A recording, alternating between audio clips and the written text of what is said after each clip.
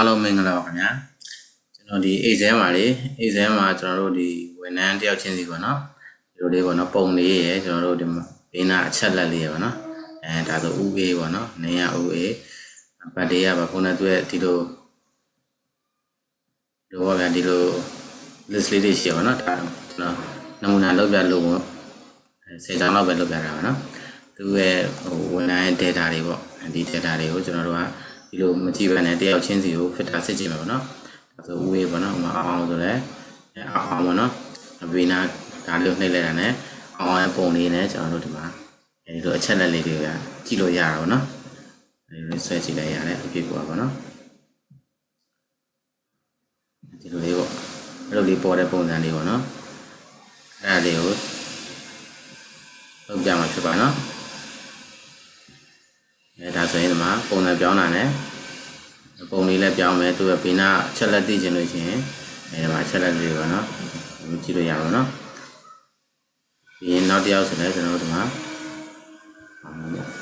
မော်ဒယ်မှာသူတက်ပုံနဲ့ကျွန်တော်ဘေးနာအချက်လက်လေးရယ်ပေါ့နော်အချက်လက်လေးရယ်ကိုလုပ်တဲ့ပုံစံလေးဖြစ်ပါတယ်ဒီလိုလေးပေါ့သူရဲ့ data လေးတွေကို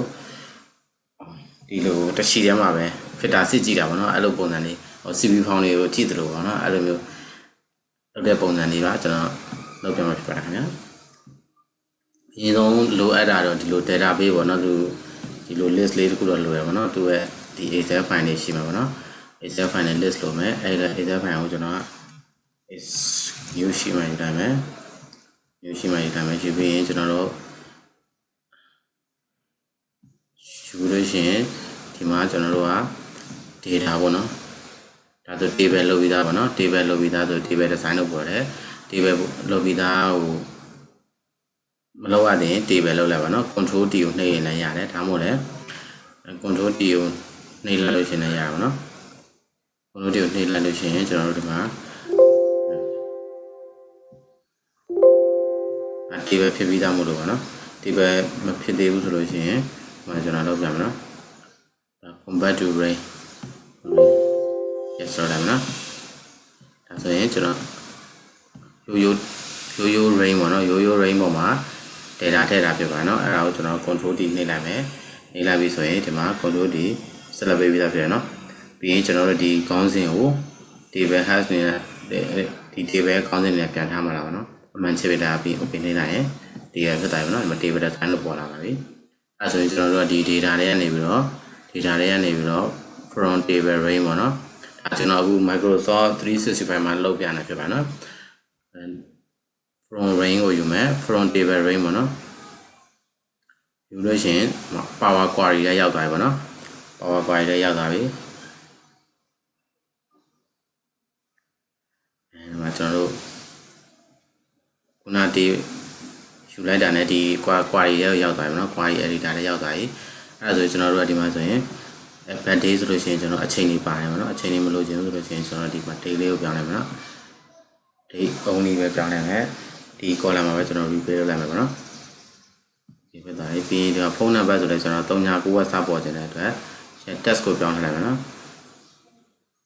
replace ခါရမ်းလုပ်လိုက်မယ်ဆို39နေစပေါ်ပေါ့နော်ဒီမှာလည်းကျွန်တော် join date မှာကျွန်တော်အချိန်လေးပါတယ်ပေါ့နော်အချိန်မလို့ခြင်းကျွန်တော်တို့က date and time လို့ခြင်းပေါ့နော် date ကိုပဲလို့ခြင်းတယ် date ကိုပြောင်းလိုက်မယ် replace ခါရမ်းပေါ့နော်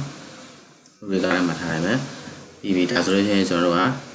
ဒီကောင်ကိုကျွန်တော်တို့ database data အဲ့လောက်မှာပေါ့နော်လုပ်လို့ရှိရင်ဒီကောင်ကိုဆက်လက်ပေးမယ်ဟိုပထမဆုံးဒီ name column ကိုတစ်ချက်ထောက်လိုက်နော်အဲ့ဒါဆက်လက်ပေးပြီဆိုလို့ရှိရင်ကျွန်တော်8နဲ့ဒီ right arrow လေးနဲ့နှိပ်ပါတယ်နော်အဆုံးထိဆက်လက်ပေးလိုက်မယ်အဆုံးထိဆက်လက်ပေးလို့ရှိရင်ကျွန်တော်ဒီ transform ဆိုတာရှိရပါနော် transform နဲ့နေပြီးတော့ create data type ကိုတစ်ချက်နှိပ်လိုက်ပါနော် create data type တစ်ချက်နှိပ်လိုက်လို့ရှိရင်ဒီလိုလေးပေါ်လာပါတော့ဖြစ်စေပါနော်ဒီမှာအဖမ်းမှာကြည့်လိုက်မယ်ဆိုရင်ကျွန်တော်ခေါင်းစဉ်တွေအကောင်ဒီဘက်ကို add ပေးတာဖြစ်တော့ပါနော်တကယ်လို့ခုန column တစ်ခုလည်းဆက်လက်ပေးတယ်ဆိုရင်ဒီမှာတစ်ခုချင်းပြန် add ပေးရမှာဒီဘက်ကိုအဲဒါဆိုရင်ဒီမှာဆိုရင်ဆက်လက်ပေးပြီးသားကိုလုပ်လိုက်တဲ့အတွက်တစ်ခါလည်းပြီးသွားပါနော်ပြီးရင် okay နှိပ်လိုက်မယ်အဲဒါဆိုရင်ကျွန်တော် create data type ဖြစ်တိုင်းနော်ဒီမှာခုနက change data type သူ့ရဲ့ history ကို edit လုပ်ခဲ့တဲ့ history ကိုပြန်ကြည့်လို့ရမှာနော် change data type ကိုဆက်လက်ပေးလိုက်မယ်နော်အဲ့ data type ကိုကျွန်တော်တို့က လွယ်တာလွယ်တယ်နော်လွယ်ပြီးမှာဖုန်းလေးကမှာ close and lock ပေါ့နော်ပိတ်မယ်ဒီကောင်လှုပ်တင်လှုပ်ပြီးတော့ပိတ်လိုက်မယ်နော်နားလေးဆောင်မယ်နော်အဲဆိုရင်သူကဒီရှိမှာဒီရှိမှာဒီလိုလေးပေါ်လာပြီပေါ့နော်ဒီလိုလေးပေါ်လာပြီပေါ်လာတဲ့ဟာဆိုလို့ချင်းကျွန်တော်တို့ဒီမှာဆိုရင်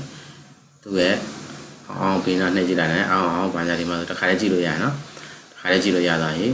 ဒီမှာဆိုလဲအေးဆိုလဲအေးပါနော်အေးသူကမန္တလေးဘာညာပါနော်သူ data အချက်လက်တွေကျွန်တော်တို့မကြည့်လို့ရရနော်မောင်ဆိုလဲမောင်ပေးရအောင်နှိပ်ကြည့်လိုက်မောင်ပေါ့နော်ဒီလိုလေးပေါ်လာဖြစ်ပါနော်အဲ့ဒါဆိုရင်ကျွန်တော်တို့ကဒီကောင်ကိုခုနလိုရှိတယ်မှာပုံလေးနဲ့ထည့်ကြည့်မယ်ဆိုလို့ရှိရင်ကျွန်တော်ဒီဘက်ဘေးမှာဒီ HOD ကိုဖိုတိုဆိုယူလိုက်မယ်နော်ဖိုတိုယူလိုက်မယ်ယူလို့ရှိရင်ဖိုတိုကိုကျွန်တော်တို့ဘယ်ရထည့်မလဲဆိုလို့ရှိရင်ဒီ insert ထဲကနေထည့်မယ်နော် insert ထဲမှာ illustration ရှိပါနော် illustration ထဲမှာကျွန်တော်တို့ picture လေးလိုက်မယ်နော်ကျွန်တော်တို့ place in cell က play in cell ပေါ့နော်365မှာတော့ပါတယ်ပေါ့နော်တချို့365တွေဆိုမှလည်းပါကြမှာပါမှာပေါ့နော်ဒီမှာတော့ကျွန်တော်ပါတယ်ပေါ့နော်ပါတယ်ဒီကောင်ကို terabyte ပေါ့နော် play in cell ဆိုလို့ရှိရင် terabyte တွေကဒီထဲကနေကျွန်တော်ယူလိုက်မယ်နော်ဒီမှာပုံနေကျွန်တော်စမ်းပြဖို့စီတာအဲဆိုကျွန်တော်တပုံချင်းထည့်ကြမလို့နော်ဒီကောင်တစ်ချက်နှိပ်လိုက်ဆက်လက်ပေးပြီးရင်control A နှိပ်လိုက်နော် control A နှိပ်လိုက် all select ဖြစ်သွားပြီအဲဆိုရင် insert တစ်ချက်နှိပ်လိုက်တာနဲ့ပုံလေး auto ဝင်သွားပြီနော်ပုံလေး auto ဝင်သွားပါပြီဒီမှာဆိုရင်တော့နည်းနည်းမြင်အောင် sequence row ကိုချက်လိုက်မယ်နော်row နည်းနည်းချက်လိုက်မယ်များသွားပြီများနည်းနည်းပြန်ချက်လိုက်ရတယ်ဒါဆိုရင်ကြာနော်row နည်းနည်းချက်လိုက် okay ဒါဆိုရင်သူ့ပုံနဲ့သူဝင်သွားပြီပါနော်ဝင်သွားပြီဆိုလို့ရှိရင်ကျွန်တော်တို့ကနောက်တစ်ရှိမှာဒီရှိထဲမှာမကြည့်သေးဘူးနော်နောက်တစ်ရှိမှာကျွန်တော်တို့ကကြည့်ချင်တယ်ဆိုရင်နောက်တစ်ရှိကိုသွားမယ်နောက်ရှိကိုသွားပြီးကျွန်တော်ဒီကောင် select all ကိုနောက်ခံဒီအောင်ထည့်လိုက်မယ်နော်နောက်ခံအပြထည့်လိုက်မယ်ပြီးရင်ကျွန်တော်ကနောက်ခံအပြထည့်လိုက်မယ်ပြီးရင် view ကိုကြာတော့ကျွန်တော်ကဒီမှာzone ကိုတရားနဲ့50လောက်ထားရမယ်โอเคเนาะပြီးရင်ဒီအကွက်မှာကျွန်တော်တို့ကနေပြီးတော့ဒီလေးအကွက်လေးပြောင်းဒီအကွက်မှာနာမည်ရမယ်နာမည်ပေါ်အောင်เนาะနာမည်ပေါ်အောင်လုပ်မယ်ပြီးရင်တော့လည်းရှင်းထားလိုက်โอเคပြီးရင်အောင်လည်းပြအောင်ထားလိုက်ဒါဆိုရင်ကျွန်တော်တို့က data တွေကနေ data validation လုပ်တဲ့သဘောပဲเนาะ data အောက်ကနေပြီးတော့ data validation ကိုသွားမယ် data validation မှာကျွန်တော် list ကိုယူမယ်ပြီး source မှာကျွန်တော်ကဒီဟာပေါ့เนาะဒီ list ကိုယူလိုက်မယ် list ကို select ပေးပြီးတော့ okay နေလိုက်ဒါဆိုလို့ရှိရင်ကျွန်တော်တို့မှာတယောက်ချင်းစီ AA လို့အောင်လို့ပေါ်ပါเนาะဒီမှာနှိပ်ကြည့်တာ ਨੇ ကျွန်တော်တို့ channel လေးပေါ်ပါပြီပေါ့เนาะဒါဆိုရင် AA ဒါဆိုအောင်